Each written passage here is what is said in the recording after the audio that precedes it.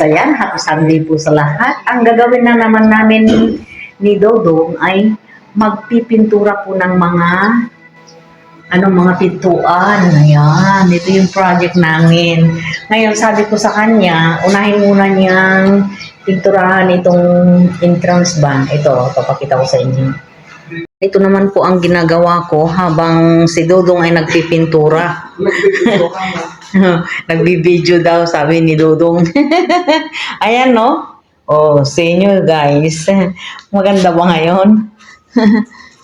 Ngayon, ang isusunod ko habang nagpipintura sa may master ay maglilinis ako ng banyo.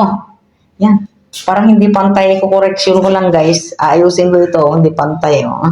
Kailangan pantay para hindi nakakahiya. Diba? Ayan, okay na. Okay na sa all right. Ngayon, dito naman po tayo sa my bathroom. Ayan, sasabayin ko rin ng pagbibideo. Sabi ni Dodong. Kanina yung kulay white na yung cover po ng aming higaan, may mantsa. Kaya, ang ginawa ko, kinusot ko. Kaya lang, ang problema ko, allergy ako. Tingnan nyo guys, nangingitim ang mga kamay ko. Nagsusugat-sugat. Ayan,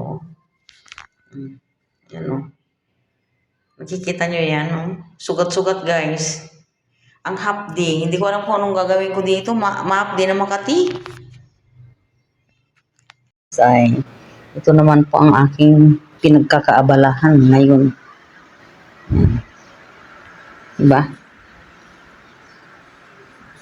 Isusunod ko na rin po itong CR dito, guys. Actually, yung shared bathroom namin, malinis na po. Yan. Kaya ito naman ang isusunod ko ngayon.